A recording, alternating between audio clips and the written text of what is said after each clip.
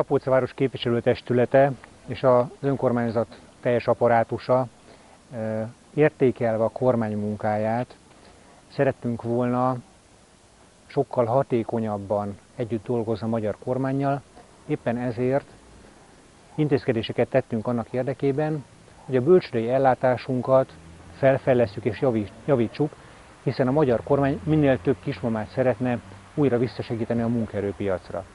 Éppen ezért az elképzelésünk az, hogy a bölcsődénkből az alapellátáshoz tartozó kollégákat és eszközöket kiemeljük, hogy a bölcsődé egy profiltiszta intézményként tudjon működni, így még nagyobb és még nagyobb létszámmal, még jobb hatékonysággal tudjunk segíteni azoknak az anyukáknak, akik vissza szeretnének térni a munkaerőpiacra.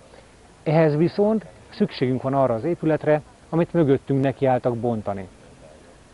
Úgy gondoljuk, hogy a kormány elvárásait és kívánságait figyelembe véve kértük a magyar kormányzattól azt, hogy vizsgálja felül az elképzelését és adja nekünk vissza ezt az épületet, hiszen szakmailag indokolt, hogy az alapellátást megkapja, és ez egy olyan állagú épület, ami teljes mértékben alkalmas arra, hogy az alapellátási intézetünket, az egészségfejlesztési irodánkat, és családsegítő szolgálatunkat befogadja, és itt még egy megfelelő minőségű és nagyon szépen kivitelezett konyha is rendelkezésre áll, hogy a szociális ebédet kiosztjuk belőle.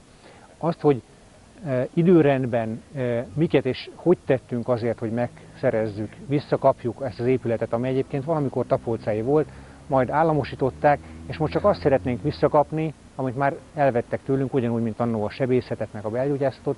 Megkérem országgyűlési képviselő urat, hogy ismertesse, hogy milyen lépéseket tettünk az időben, hogy megszerezzük ezt az épületet. Én is tisztelettel és szeretettel köszöntöm a sajtó és a média megjelent munkatársait. Nagyon örülök, hogy elfogadták a meghívásunkat, hiszen egy közösséget és egy országot érintő problémáról, az egészségügyi problémájáról van itt Tapolcán ismét szó. Polgármester úr nagy vonalakban elmondta, hogy mi mit szeretnénk, én elmondom, hogy alakult ki ez a helyzet. Nem hinném, tehát elsősorban én nem hinném, hogy az állam, illetve bármelyik egészségügyi intézmény olyan gazdag lenne, hogy egy több millió forintból felújított épületet egy pillanat alatt ledózeroljon. Se a kormány nincs ilyen állapotban, se egyik kórház, és köztük a tapolcai kórház se, akinek az adósságállománya jelen pillanatban egy 470 millió forint. Az épületnek a tulajdonba vételére és megszerzésére 2015. július 31-én levelet írtunk az AEK-nek a főigazgatójának, dr.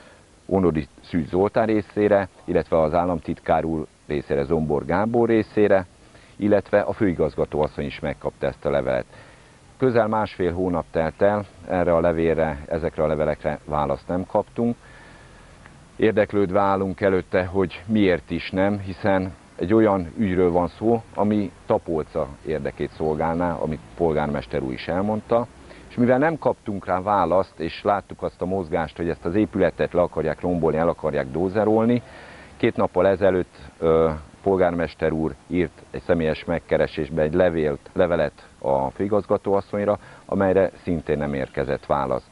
Mi minden erővel meg fogjuk akadályozni azt, hogy ezt a bontást elvégezzék, üljenek le velünk egy asztalhoz beszélgetni arról, hogy miért szeretnék megszüntetni ezt az épületet, ők elmondják az ő érveiket, mi is elmondjuk a miénket, hogy mi miért szeretnénk ezt az épületet megkapni és felújítani, hogy panorámájában, illetve látványában is hozzáillő legyen a tapolcai kórházhoz. Akár élőláncot is alkotunk, és meggátoljuk a további építkezést a teljes területen. Még egyszer mondom, ennek a közösségnek alapérdeke, hogy figyelembe vegyék a kérését.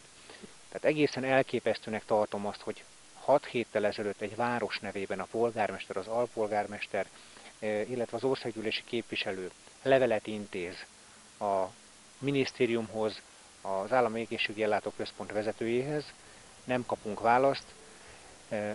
Szeptember 8-án megismételjük a kérésünket, arra sem jön semmilyen válasz. Majd tegnap, mikor a széles közvélemény elé fordultunk, és az internet segítségével egy segélykérő, nem is üzenetet mondanék, inkább tájékoztatok a közvéleményt arról, hogy mik a szándékaink, valószínűleg ennek hatására ma reggel nekiálltak a bontásnak. Gyakorlatilag a mi kérésünkre, Tapolca város kérésére, ennek a közösségnek a kérésére ez a közösség adófizető emberekből áll, vagy olyan nyugdíjasokból, akik több 10 évig, 40 évig robotoltak akár a bányában. Ezeknek az embereknek a kérésére ez a válasz. Ez a válasz, hogy suttyomban nekiállnak bontani. Aki ezért felel, az szégyelje magát. Mi történik, hogyha holnap megjelennek a munkagépek, és mégiscsak nekiállnak a munkásnak? Amit polgármester úr elmondott, hogy minden erővel megakadályozzuk ezt, ehhez várjuk is majd a jelentkezőket, az önkénteseket, ha kell egy élő láncot alkotunk az épület körül, hiszen hogyha, ugye, és az polgármester úr is elmondta, ezt a tapolcai embereknek a pénzéből építették annó. Ezt az egészet, amit most átalakítanak, és amit elvettek. És az hadd maradjon már amilyen. Tehát minden, a jogászaink megvizsgálták a dolgot, jogi segítség is lesz, úgyhogy mindenki megnyugodhat. Várjuk őket, hogyha olyan irányú lépéseket látunk, hogy elkezdik újból a bontást, akkor mi itt leszünk. Holnap frakcióülés, szóba kerül-e ez a téma? Természetesen nem csak ott, hanem a parlament padsorai között is fel fogok szólalni, de én úgy gondolom, hogy ez nem csak egy pártnak platformjára tartozik, ez minden. Én ugyanúgy várom az MSZP felszólalását, sőt, várom a Fidesznek a felszólalását is, hogy igenis védjék meg ezt, hiszen ez egy pazarlás, amit elmondtam, hogy több 100 millió forintot eldózerolunk. Tehát én úgy gondolom, hogy ez minden egyes fórumnál fog hangzani. Hónap a frakcióülésen, az biztos, én már beszéltem elnök úrral, az egészségügyet amúgy is a Jobbik kiemeltként kezeli, és a tapolcai kórház azt meg szívügyekként kezeli, ugyanúgy, mint a város, mert nagyon megszeret.